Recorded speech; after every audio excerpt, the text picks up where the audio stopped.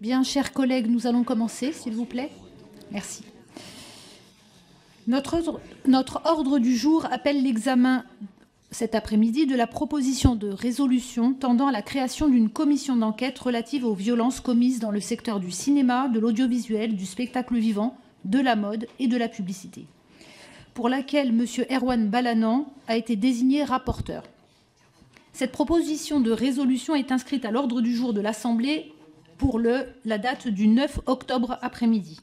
En l'application du premier alinéa de l'article 140 de notre règlement, il appartient donc à notre commission, à laquelle la proposition de résolution a été renvoyée, ce qu'elle ne fait pas en cas d'usage du droit de tirage par un groupe d'opposition minoritaire, sans vouloir anticiper sur les propos du rapporteur qui est à côté de moi, l'opportunité de la création à nouveau d'une commission d'enquête sur ce sujet me semble évidente. Les travaux de celle créée en mai dernier sur le même sujet ayant été interrompus par la dissolution de l'Assemblée. Je tiens d'ailleurs à saluer le travail de Francesca Pasquini, qui était qui était à son origine et qui exerçait les fonctions de rapporteur jusqu'en juin 2024. Il est possible d'amender le dispositif et nous avons 3 amendements à examiner.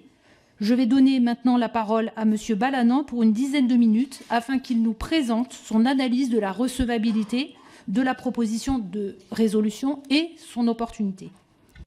Merci Madame la Présidente. Mes chers collègues, c'est une grande satisfaction de défendre devant vous cette proposition de résolution tendant à la création d'une commission d'enquête relative aux violences commises dans les secteurs du cinéma, de l'audiovisuel, du spectacle vivant, de la mode et de la publicité.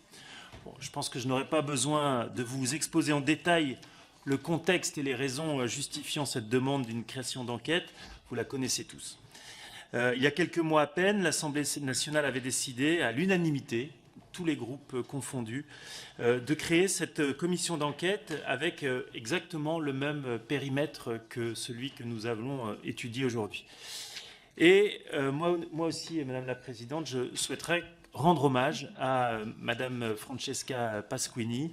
Elle avait fait preuve d'un engagement remarquable et avait fourni un travail considérable sur le sujet. Et je ne peux pas m'empêcher de regretter qu'elle ne poursuive pas l'aventure à nos côtés.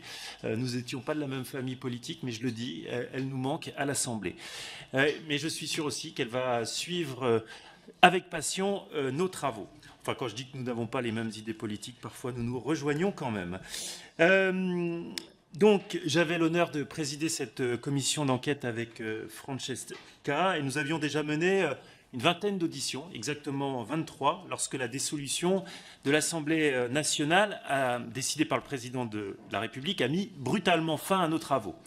Vous comprendrez sans nul doute la frustration que nous avons tous ressentie alors.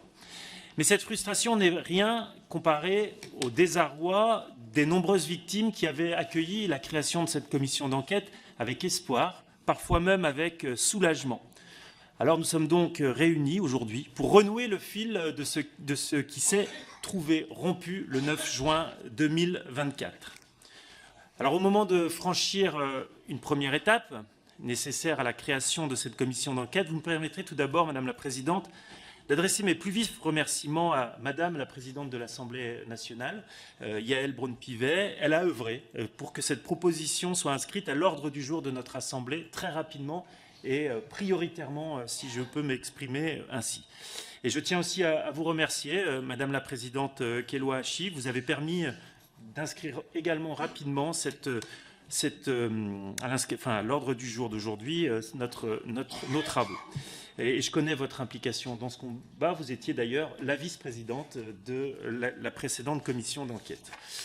Dans la mesure où il n'y a aucun droit de suite entre les travaux de contrôle de la 16e législature et ceux de la 17e législature qui vient de débuter, nous serons donc appelés à créer une nouvelle commission d'enquête et nous allons quelque part tout reprendre à zéro. Et cela suppose donc que nous nous prononcions sur la recevabilité juridique de la présente proposition de résolution. Il faut 3 conditions et elles sont requises. Je le dis déjà, mais je vais vous l'exposer. Les propositions de résolution tendant à la création de commissions d'enquête doivent déterminer avec précision les faits qui donnent lieu à cette enquête. Cette condition me semble satisfaite, puisque la commission d'enquête serait chargée non seulement d'évaluer la situation des mineurs évoluant dans le secteur du cinéma, de l'audiovisuel, du spectacle vivant et de la mode et de la publicité, dans un deuxième temps de faire état des lieux des violences commises sur les majeurs dans ces mêmes secteurs, mais aussi d'identifier les mécanismes et les défaillances qui permettent ces éventuels abus et violences et d'établir les responsabilités de chaque acteur en la matière. Évidemment, chaque acteur, vous aurez compris que c'est le sens générique de acteur. La deuxième condition mérite d'être examinée attentivement compte tenu de la situation inédite créée par la dissolution. En effet, selon les termes du règlement de l'Assemblée nationale et de l'ordonnance 58-1100 du 17 novembre 1958, relative au fonctionnement des assemblées parlementaires, une proposition de résolution n'est recevable que si une commission d'enquête ayant le même objet n'a pas déjà eu lieu et achevé ses travaux dans l'année qui précède. Il y a le « achever ses travaux ». En tout état de cause, le cas particulier que constitue un changement de législature n'est mentionné dans aucun de ces deux textes. Or, il s'agit là d'un élément décisif. Les choix d'une nouvelle assemblée en matière de contrôle et d'évaluation ne sauraient être liés par ceux de l'assemblée précédente. En effet, conformément à l'article 3, alinéa 1er de la Constitution, la souveraineté nationale s'est exprimée à l'occasion des dernières élections législatives et il nous appartient, aux représentants du peuple nouvellement élus que nous sommes, de décider quels travaux d'évaluation et de contrôle il convient de mener sous la 17e législature. Et de plus, nous n'avions pas achevé les travaux de la précédente commission d'enquête. Il est permis de considérer que l'ordonnance de 1958 n'avait pas pour objet d'entraver la capacité d'enquête du Parlement, il s'agissait de l'encadrer pour éviter les dérives. En l'espèce, la disposition précitée visait à empêcher une assemblée de consacrer un temps indéterminé à un sujet ou d'y revenir de manière trop régulière, au risque d'empiéter sur les compétences de l'une des commissions permanentes, voire de contourner l'article 43 alinéa 1 de la Constitution qui limite à 8 le nombre de ces commissions dans chaque assemblée. Je ne vais pas revenir sur les 8 commissions, mais je vous invite de regarder pourquoi il n'y a que 8 commissions aujourd'hui dans cette assemblée. C'est assez intéressant. Pour ces raisons, je vous invite à considérer que la deuxième condition est parfaitement satisfaite et qu'il est possible de créer une nouvelle commission d'enquête sur les faits qui nous intéressent. Enfin, une proposition de résolution ne peut être mise en discussion si le garde des Sceaux fait connaître que les poursuites judiciaires sont en cours sur les faits ayant motivé le dépôt de la proposition. Interrogé par la présidente de l'Assemblée nationale, et je la remercie parce qu'elle a été prompte à le faire, ce dernier lui a fait savoir dans un courrier du 1er octobre que le périmètre engagé pour la commission d'enquête était susceptible de recouvrir pour partie celui d'une information judiciaire en cours. Alors l'existence de contentieux portés devant les juridictions n'est pas un obstacle absolu. Mais la commission d'enquête, et il faudra qu'on y veille, tout au long de ses travaux, devra ne pas étendre les investigations à des faits qui font l'objet de procédures judiciaires.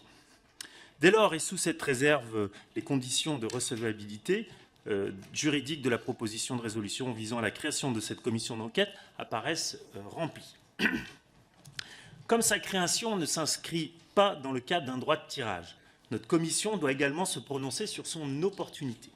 Alors je ne vous surprendrai pas en affirmant qu'il est non seulement opportun, mais nécessaire de recréer cette commission d'enquête. L'Assemblée nationale en avait d'ailleurs décidé ainsi par 2 fois en commission, puis en séance publique, il y a quelques mois. Vous me permettrez néanmoins, cependant, comme l'exige ma fonction de rapporteur, d'argumenter de nouveau en faveur de cette démarche. Les révélations de l'actrice Judith Godrèche à la fin de l'année 2023 ont provoqué une véritable onde de choc dans le monde de la culture. Auditionnée en mars 2024 par la délégation aux droits des enfants et par la délégation aux droits des femmes et à l'égalité des chances entre les hommes et les femmes, elle a dénoncé la léthargie du monde du cinéma face à de multiples dérives qui ne cessent de se reproduire. Quelques semaines plus tard, le quotidien Le Monde a relaté les conditions préoccupantes dans lesquelles s'était tenu le casting de jeunes mineurs pour le film CE2 du réalisateur Jacques Doyon. Ayant été amené à voir les images des essais réalisés lors de ces castings, je puis vous dire qu'elles étaient tout simplement choquantes et révoltantes. Ce qui m'a conduit, avec Perrine Goulet et Véronique Rioton, à effectuer un signalement auprès de la procureure de la République de Paris sur le fondement de l'article 40 du Code de procédure pénale. De tels dysfonctionnements n'ont rien de nouveau, hélas. À cet égard, je pense à toutes les femmes du cinéma qui, avant Judith Godrèche, ont dénoncé un certain nombre de faits. Je pense d'abord à Maria Schneider, livrée à la brutalité de Marlon Brando et de Bernardo Bertolucci lors du tournage du dernier Tango à Paris. Elle raconta son calvaire, mais ne récolta que l'indifférence. Je pense à Noémie Cocher, qui réussit à faire condamner pour agression sexuelle le réalisateur Jean-Claude Brissot en 2006, sans pour autant que celui-ci arrête de tourner et de bénéficier des subventions du CNC. Je pense également à Adèle Haenel, je pense à Aurélien Vic, l'une des figures de proue du mouvement MeToo Garçon. Je pense à Flavie Favement, qui dénonça en 2016 le viol qu'elle avait subi adolescente de la part d'un photographe. Je pense aux victimes de Patrick Poivre d'Arvor. Je pense aux nombreuses accusations de violences sexistes et sexuelles qui se sont faites jour au sein des conservatoires, des orchestres ou encore des chœurs d'enfants et adolescents. Vous l'aurez vu, rien de nouveau sous le soleil, et nous avons des révélations qui ont été faites il y a bien longtemps. Le MeToo, c'est 2017. Qu'est-ce qui a bougé depuis 2017? Je pense qu'il nous faut agir. En effet, les agissements auxquels nous entendons mettre terme ne se limitent pas au milieu du cinéma. D'où la pertinence d'inclure dans le champ de l'enquête les secteurs de l'audiovisuel, du spectacle vivant, de la mode et de la publicité. De même, il ne s'agit pas seulement de violences sexistes et sexuelles. Nous devrons nous interroger également sur les ressorts des violences physiques, psychologiques et même économiques. Si les violences en tout genre ne se cantonnent pas au monde de la culture et des médias, tant s'en faut, il n'en demeure pas moins que les domaines visés par la présente proposition de résolution semblent constituer un terreau privilégié pour le développement de tels agissements, ce qui justifie que nous nous efforcions de mettre à jour les mécanismes facilitant leurs apparitions, voire les encourageant dans certains contextes précis, comme le soulignait Francesca Pasquini. L'art ne saurait être le paravent d'un système conduisant à des abus et des violences. Les premières auditions menées par la précédente commission d'enquête nous avaient permis de mettre en évidence le caractère systématique de certaines dérives. Elles avaient aussi poursuivi et amplifié le mouvement de libération de la parole en offrant aux victimes et à l'ensemble des personnes travaillant dans les secteurs visés un espace d'expression bienveillant. Des premières pistes de solutions avaient également commencé à se faire jour, et il est donc impératif que nous poursuivions ce travail afin d'émettre des recommandations et des propositions d'évolution législative. Pendant trop longtemps, nous n'avons pas su collectivement écouter suffisamment les témoignages, prendre les mesures des violences, notamment sexistes et sexuelles, dont ces personnes étaient victimes. Nous avons beau jeu, aujourd'hui, de dénoncer l'omerta qui existe, notamment dans le monde du cinéma. Nous avons toute notre part de responsabilité. Le temps est venu d'agir et de faire savoir à toutes les victimes de violences physiques, psychologiques, sexistes et sexuelles que nous les écoutons et que nous sommes prêts à travailler à offrir un monde plus sûr.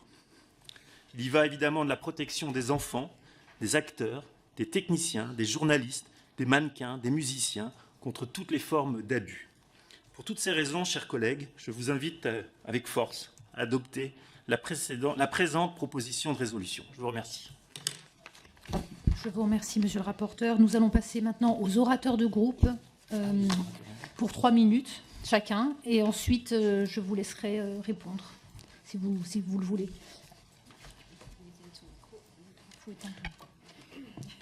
Pour le Rassemblement national, Caroline Parmentier. Merci Madame la Présidente, Monsieur le rapporteur, chers collègues. Le 14 mars dernier, la délégation aux droits des enfants dont je suis membre auditionnait l'actrice Judith Godrèche qui a porté plainte contre les réalisateurs Benoît Jacot et Jacques Doyon pour viol sur mineur. Elle avait 14 ans au moment des faits. Judith Godrèche a été directement victime de la familia grande du cinéma et bien au-delà du cinéma, qui s'est protégée et continue de se protéger. Avec les réalisateurs qu'elle a dénoncés, elle a probablement vécu la pire époque, celle issue du libertarisme post-68 art, celle qui ne souffrait aucune barrière ni interdit, très bien décrite dans le livre de Camille Kouchner, du même nom, La Familia Grande, celle qui pétitionnait dans les années 70 en une de Libération pour défendre des pédophiles poursuivis par la justice, ou dans Le Monde en 1977 pour défendre les relations sexuelles entre les adultes et les enfants. C'est un extrait d'un documentaire très complaisant de Gérard Miller, aujourd'hui mis en cause par des dizaines de femmes pour violences sexuelles, documentaire sur Benoît Jacot, qu'il a décidé à prendre la parole. Le cinéma va-t-il devoir déboulonner ses propres films cultes, ses propres monuments, ses propres psy-fétiches ? Judith Godrèche nous a clairement alertés lors de notre audition sur les risques toujours encourus aujourd'hui par les mineurs au sein de l'industrie du cinéma, à la fois dans le cadre des castings, mais aussi des plateaux et des tournages. Il n'y a aujourd'hui, selon Judith Godrèche, aucune protection ni garde-fou protégeant les enfants ou les mineurs qui se présentent pour un rôle et qui peuvent être le jouet d'un véritable système de prédation. Elle a évoqué devant notre délégation des abus physiques, psychologiques et psychiques. Lorsque l'on demande à une future actrice ou un futur acteur en herbe de raconter sa vie sexuelle, de livrer son intimité à un jury d'observateurs, c'est déjà un abus caractérisé. La protection des enfants qui évoluent dans le milieu artistique ne doit pas échapper à la loi. Si nous sommes favorables à cette proposition de résolution, j'avais moi-même, sous la précédente mandature, déposé une proposition très proche. Je souhaite appeler l'attention du rapporteur sur le risque d'un trop vaste périmètre de la commission d'enquête. Nous attendons des précisions à ce sujet, d'où nos 2 amendements d'appel en la matière. Cette nouvelle législature, et tout spécialement cette commission d'enquête, nous permettent d'œuvrer collectivement, sans sectarisme, monsieur le rapporteur Balanant, dans l'intérêt général. Soyons à la hauteur de l'enjeu et de l'attente des Français. Je vous remercie. Je vous remercie. Pour Ensemble pour la République, Graziella Melchior. Semble-t-il, Madame Riotton s'est fait remplacer. Mais sinon... D'accord, très bien. Alors, nous allons passer à LFI NFP avec Andy Kerbracht. Merci Madame la Présidente. Monsieur le rapporteur, chers collègues, je veux en préambule remercier pour son travail Madame Francesca Pasquini, qui n'est plus ici pour participer à cette commission d'enquête, pourtant fruit de ses efforts et de son engagement féministe. Je me réjouis d'ailleurs que vous ayez décidé, Monsieur Balanant, de redéposer telle quelle cette proposition de résolution qui est aussi la vôtre. En cela, je crois, vous illustrez bien la saine détermination que les MeToo successifs construisent. Nous ne pouvons plus regarder ailleurs quand les victimes parlent. Elle est derrière nous, je l'espère, l'époque où les hommes politiques pouvaient dire qu'un prédateur sexuel rend fière la France. Judith Godrèche, Aurélien Wick et tant d'autres ont permis que la parole se libère dans ce qu'on appelle la grande famille du monde de l'art. Une famille comme les autres, puisque c'est dans les cercles intimes que se déroule la majorité des viols et des agressions sexuelles. Je les en remercie, car comme tant d'autres, j'ai pu sortir du silence grâce à eux. Cette commission d'enquête va contribuer à mettre sous le feu des projecteurs ces actes criminels qui sont commis dans les couloirs et les coulisses de nos institutions culturelles. Notre responsabilité est d'être à l'écoute des propositions que nous feront les chercheurs, les associations et les victimes. C'est leur monde, elles en connaissent les failles et les besoins. Comme tant de travailleurs, les artistes savent mieux que personne comment améliorer les conditions de travail tout en conservant les qualités du résultat de leur effort. Notre responsabilité est aussi de ne pas laisser cette commission d'enquête devenir lettre morte quand elle s'achèvera. L'austère obsession de certains pour la réduction des dépenses publiques ne doit pas rendre vaine cette commission. Soyons clairs, il faut des moyens pour mettre en place des dispositifs protecteurs, pas de l'inflation pénale ou des numéros verts. Car ce n'est pas contre des monstres que nous luttons, c'est contre une omerta, contre la violente domination masculine, contre l'acceptation des comportements criminels justifiés par le culte du génie masculin et une haine des femmes culturellement construites par leur regard. Ce n'est plus possible que les femmes soient à ce point réduites à l'état d'objet, que la notoriété d'un homme ou la réalisation d'une œuvre valent plus que leur vie. Dans La fille de 15 ans ou dans La désenchantée, c'est toujours un même récit. Celui de la femme comme tentatrice qui a voulu être violée, de l'enfant à la grand-mère, de la mère à la jeune femme. Il y a tout un art, toute une culture construite par le regard des hommes qui justifie le viol et l'encourage comme une forme de subversion grandiose. Avec cette mission d'enquête, nous sommes invités collectivement à chercher à enrayer des machines qui produisent et diffusent la culture du viol dans notre société. Nous le voyons encore dans le procès de Mazan, où défilent tous ces hommes ordinaires qui se sont fait filmer à commettre leurs sévices sur le corps inerte d'une femme.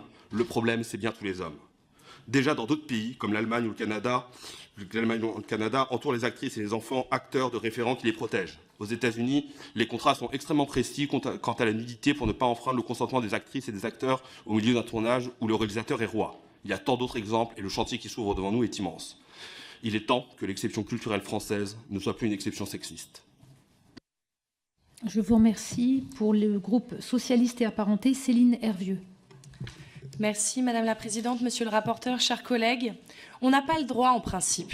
Une fille comme elle, comme Judith, 15 ans, et moi 40, je n'avais pas le droit. Mais ça, elle n'en avait rien à faire, même elle, ça l'excitait beaucoup.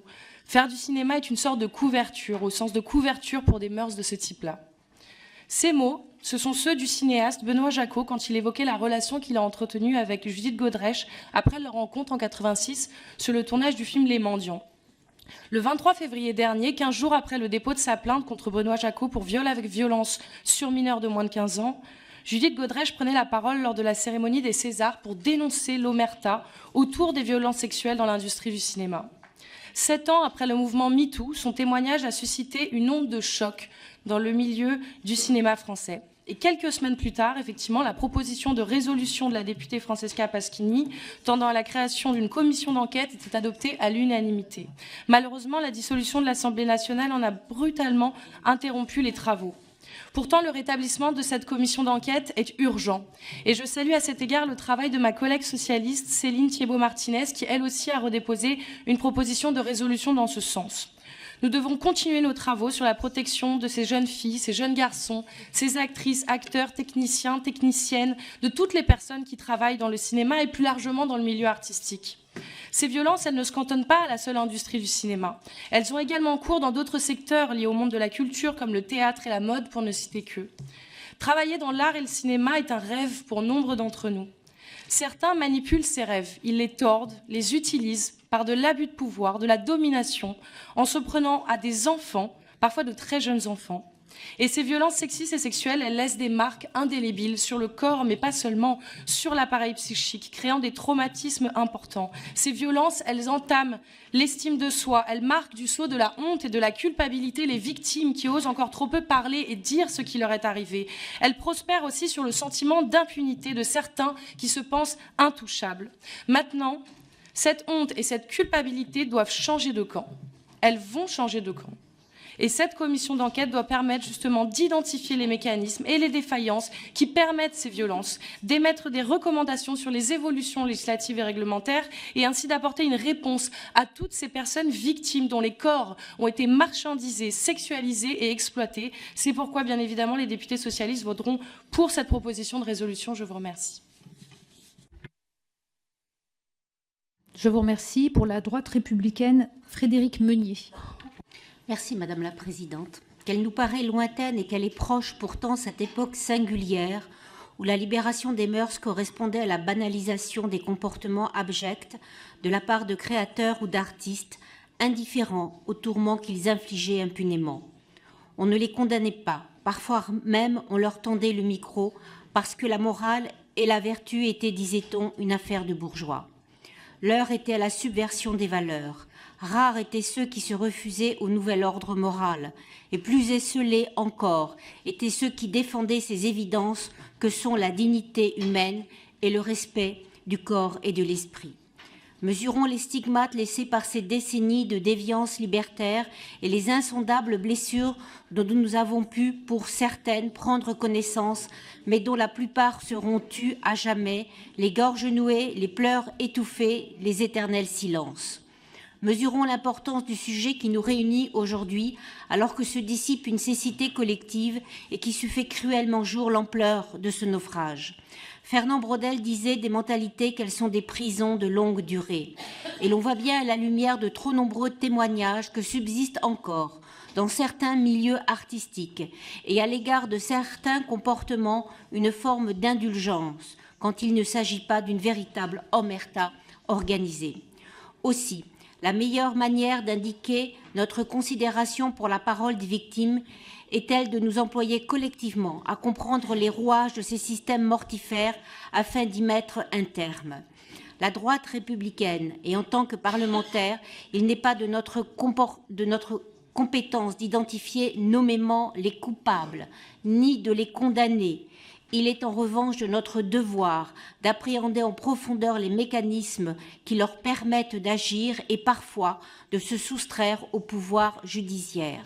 L'exercice de cette commission sera ainsi soumis à une double exigence, difficile à tenir mais essentielle à son succès.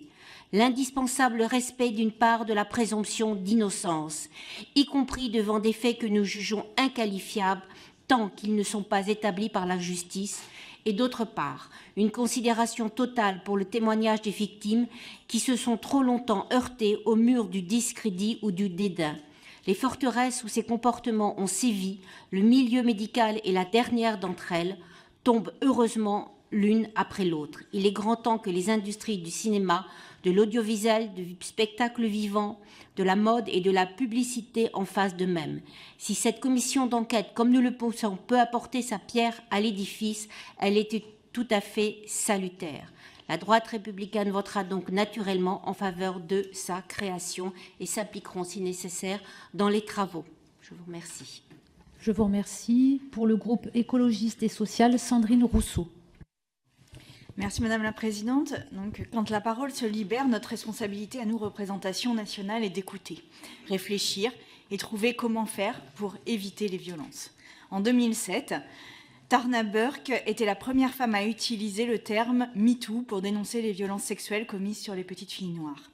D'autres femmes parleront dans les années qui suivent pour dénoncer les violences sexistes et sexuelles qu'elles ont subies. De nombreuses femmes en France et partout dans le monde, dans absolument tous les métiers, de tous les profils et pour toutes les violences, ont pris la parole. Parfois, souvent en prenant de très grands risques sur leur carrière, leur vie, leur réputation. Je pense notamment à Peng Shuai, cette joueuse de tennis chinoise qui ne s'est plus du tout montrée après sa dénonciation des viols. Isilde Lebesco, Charlotte Arnoux, Lucie Lucas, Aurélien Vilk, Anna Mouglalis, Adèle Haenel, Francis Renaud, Marie Coquille-Chambel, Florence Mendes et bien sûr Judith Godrèche. Judith Godrèche qui a demandé avec force argument la tenue de cette commission d'enquête. Ma collègue Francesca Pasquini avait entendu cet appel. Elle était à l'origine de cette commission d'enquête sous le précédent mandat. Il s'agit donc ici de reprendre le flambeau et de poursuivre le travail entamé. Il y a eu un précédent avec la commission d'enquête sur les violences dans le sport. On l'a vu, dès qu'un espace de confiance est ouvert pour parler, les victimes parlent et leurs paroles, par leur force, transforment le monde. Les violences faites aux femmes, par leur ampleur et leur récurrence, dessinent le caractère systémique de ces violences. Un viol ou une tentative de viol toutes les 7 minutes en France, 200 000 femmes victimes de violences conjugales, entre 100 et 150 féminicides chaque année. Les enfants sont des victimes encore plus invisibles. Un enfant victime de viol ou d'agression toutes les 3 minutes, 2 à 3 enfants victimes d'inceste par classe. La Civise avait commencé à lever le voile, mais il n'était qu'à peine soulevé. Trop d'absence de plaintes, trop de classements sans suite, de non-lieux, trop d'impunité partout.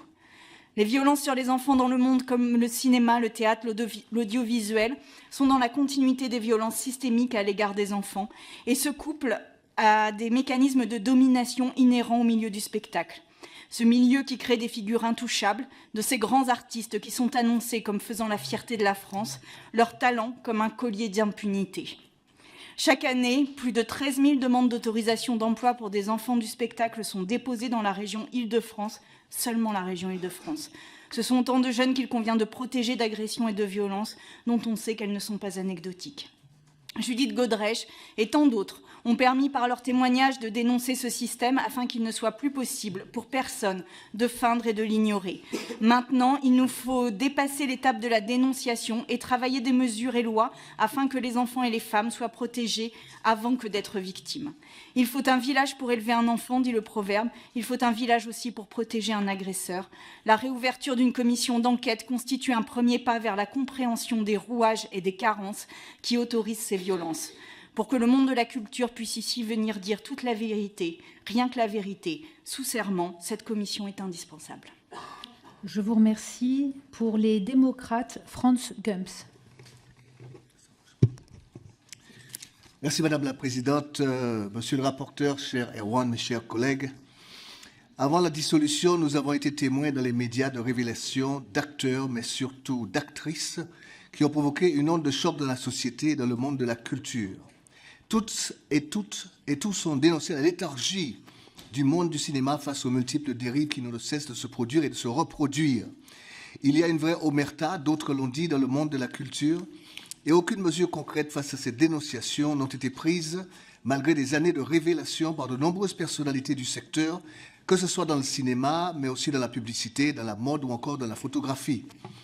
En 2016, Flavie Flamand dénonçait le viol dont elle avait été victime lorsqu'elle était adolescente de la part d'un photographe.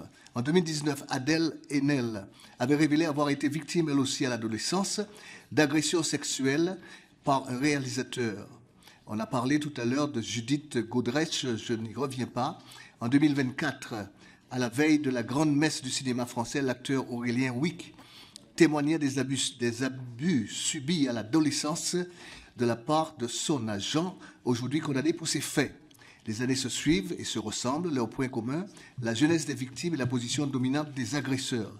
Alors que dénoncer son agresseur demande un courage important, nous ne pouvons faire partie de ceux qui n'écoutent pas, nous ne pouvons faire partie de ceux qui mettent la poussière sous le tapis, nous ne pouvons faire partie de ceux qui, à leur niveau, ne protègent pas, mais nous pouvons faire partie de ceux qui accompagnent ce mouvement et qui soutiennent ces victimes. Albert Einstein ne disait-il pas « Le monde est trop dangereux pour qu'on y vive », non pas à cause de ceux qui font le mal, mais à cause de ceux qui les laissent faire sans bouger. Je refuse que nous soyons de ceux qui laissent faire sans bouger, que notre inaction favorise l'émergence d'un monde trop dangereux pour nous tous et surtout pour nos enfants. Alors aujourd'hui, réveillons-nous, agissons, disons à toutes les victimes de violences physiques, psychologiques, sexistes et sexuelles que nous les écoutons et que nous allons travailler à offrir un monde plus sûr.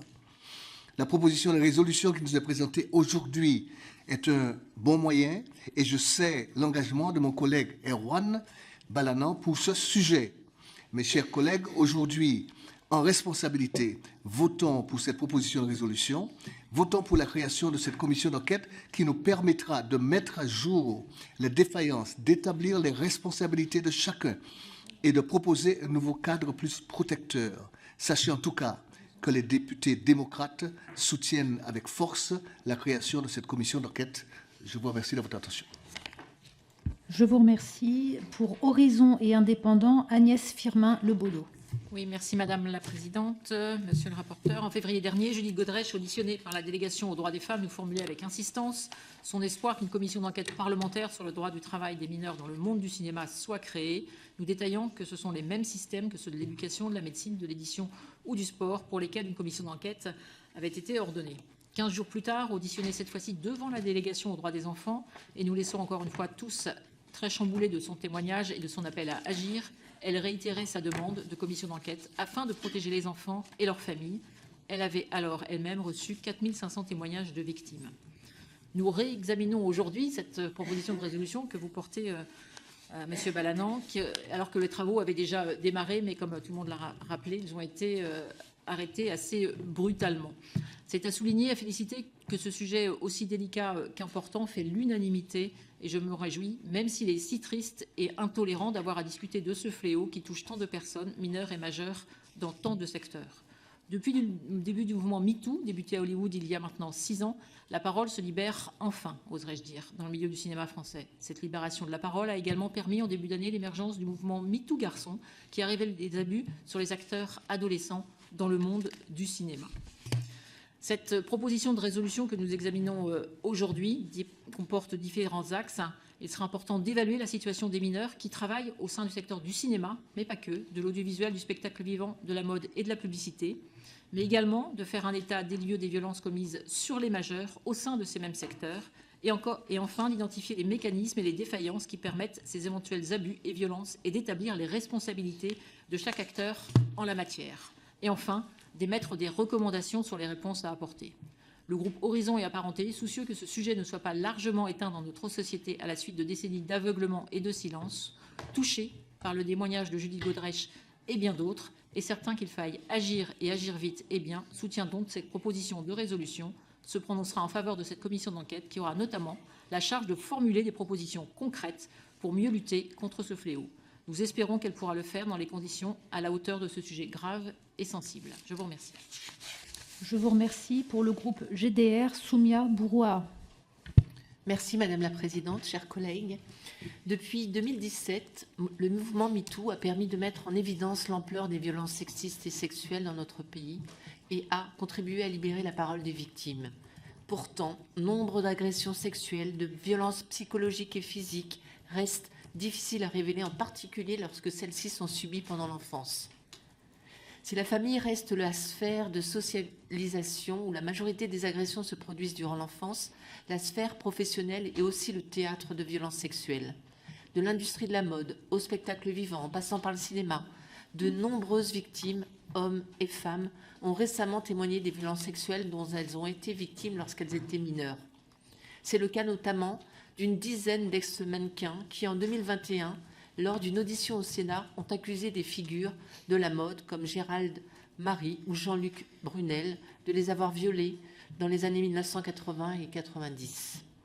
Après avoir déposé une plainte pour viol sur mineur contre les réalisateurs Benoît Jacquot et Jacques Doillon, l'actrice et réalisatrice Judy Godrèche a dénoncé l'écrasement de la parole et l'invisibilisation de la souffrance des enfants dans l'industrie du cinéma. Relations asymétriques entre réalisateurs et acteurs, rapport à l'image, au regard de l'autre et au corps déformé par une contrainte esthétique.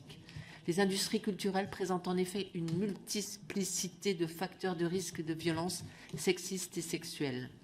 De surcroît, ces crimes sont souvent à l'origine d'amnésie traumatique et de troubles psychologiques pérennes qui entravent davantage la libération de la parole des victimes et par là la condamnation des agresseurs. Des dispositifs de protection des mineurs travaillant dans les industries culturelles sont aujourd'hui prévus. Pourtant, force est de constater qu'ils restent largement insuffisants. Toute avancée dans la reconnaissance, la prévention et la répression de ces violences est à saluer.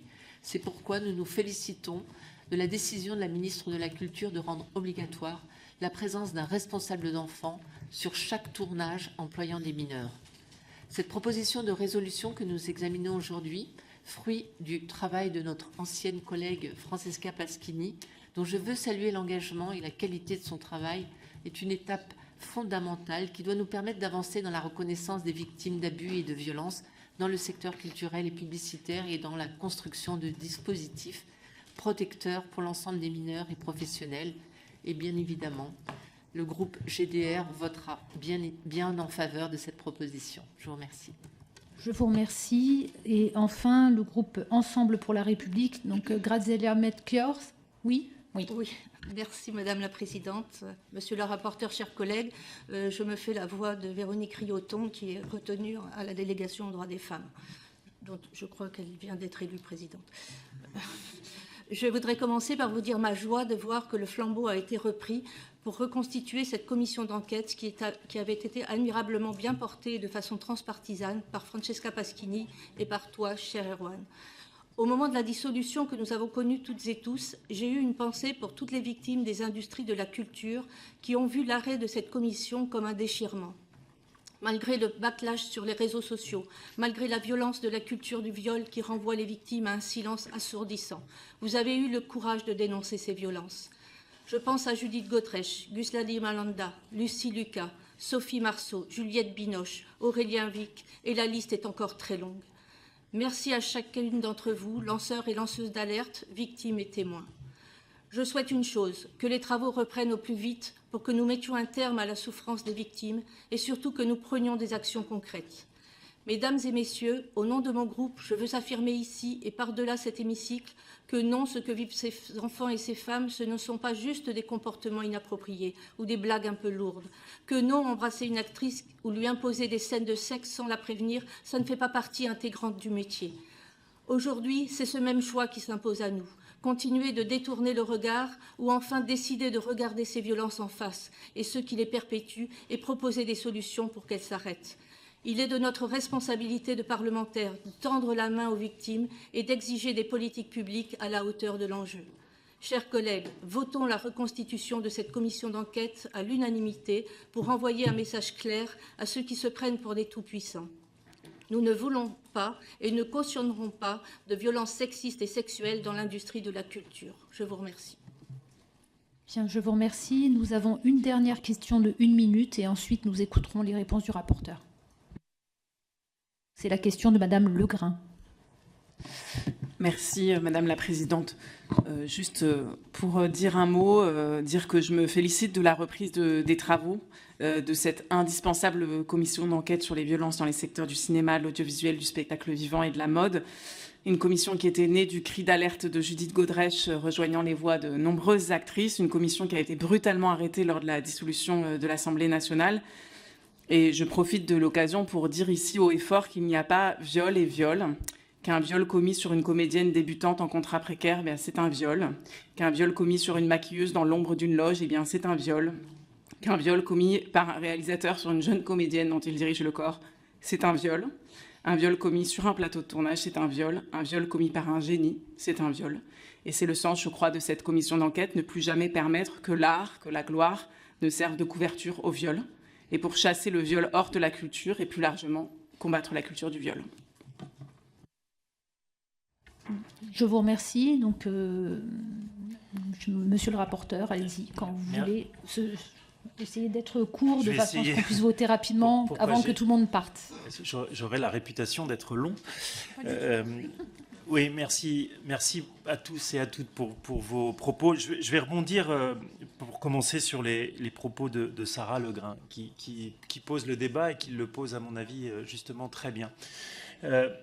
Le cinéma et la culture, c'est un miroir ou le reflet de notre société. Nous avons des violences dans le monde de la culture, le cinéma, l'audiovisuel et tout le périmètre du champ de notre commission d'enquête.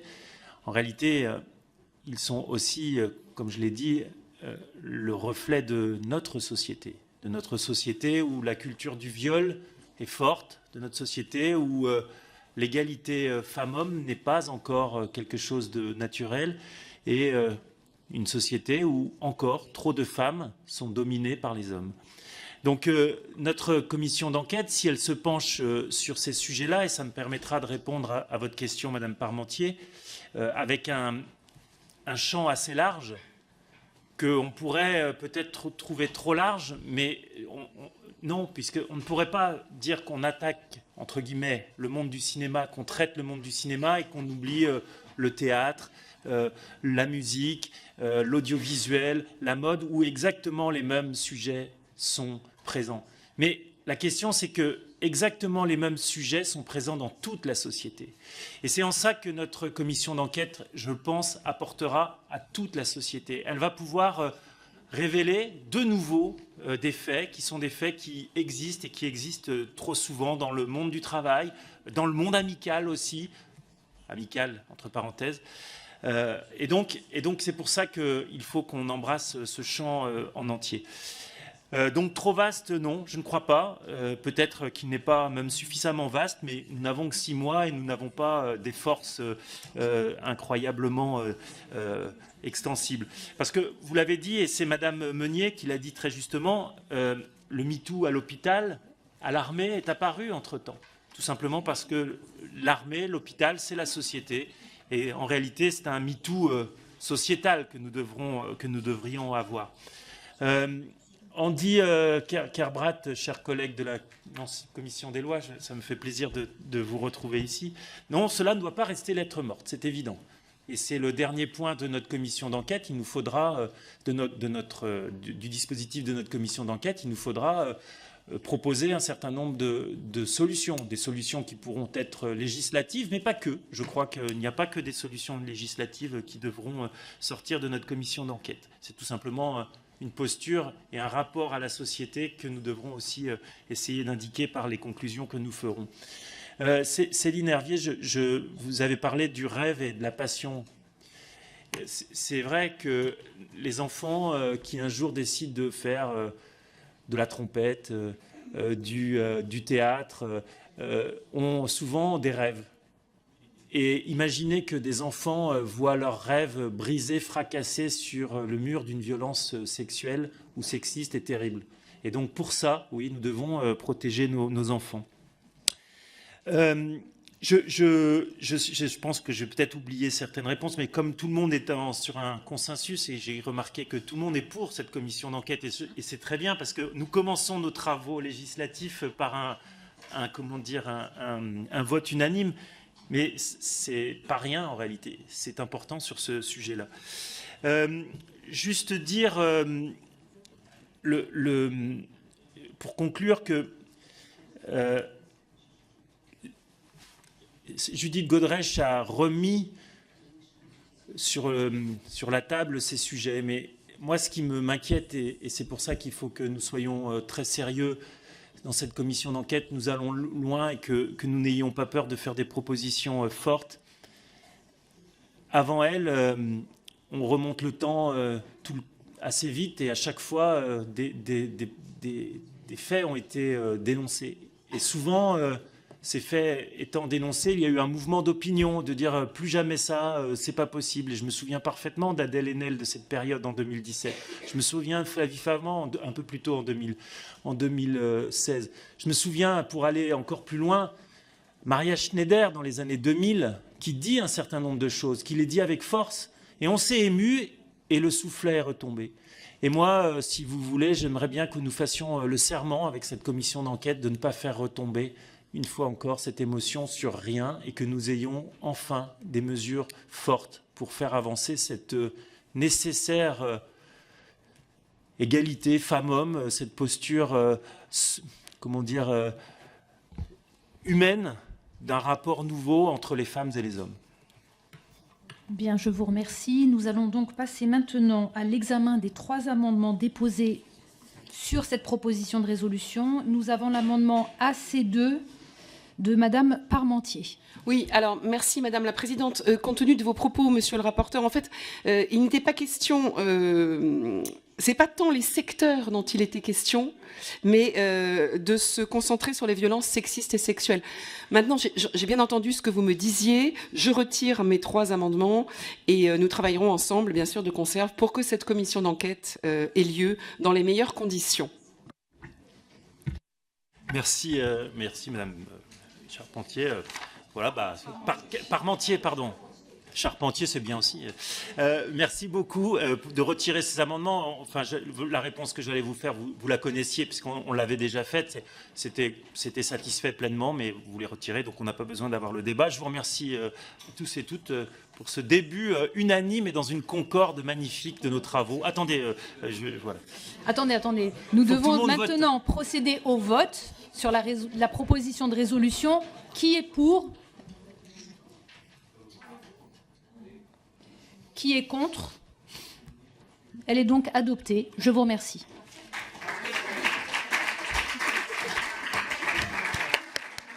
Nous devons à présent procéder à la désignation des 15 députés appelés à siéger au sein des 11 organismes extraparlementaires. Je vais vous indiquer les organismes concernés et le ou les noms des candidats présentés par leur groupe. Conseil d'administration de Radio France, nous avons Prisca Thévenot. Pour le conseil d'administration de France Télévisions, Emmanuel Grégoire. Pour le conseil d'administration de la société en charge de l'audiovisuel extérieur de la France, France Média Monde, Jérémy Patrier-Létus. Pour la commission pour la modernisation de la diffusion audiovisuelle, M. Jean Lossuc et Mme Soumia Bourouard. Pour le conseil d'administration de l'Agence pour l'enseignement français à l'étranger, je vais y arriver, M. Karim Benchir. Pour le conseil d'orientation stratégique de l'Institut français, Mme Bénédicte Ozano. Pour le conseil d'administration du Centre national du cinéma et de l'image animée, Mme Sarah Legrain. Pour le Conseil supérieur des programmes, Mme Caroline Parmentier, Mme Anne-Laure Blin et M. Paul Vanier. Pour le Conseil d'évaluation de l'école, Bertrand Sor et Aïda Adizadeh. Pour le Haut Conseil de l'évaluation de la recherche et de l'enseignement supérieur, Mme Delphine Lingemann. Et enfin, pour le Conseil supérieur de l'Agence France Presse, M. Bruno Bild. S'il n'y a pas d'objection, je vais informer la présidence de l'Assemblée donc de ces désignations. Je vous remercie et nous on se voit la semaine prochaine pour l'audition de Roch-Olivier Mestre, le président de l'ARCOM. Bonne semaine.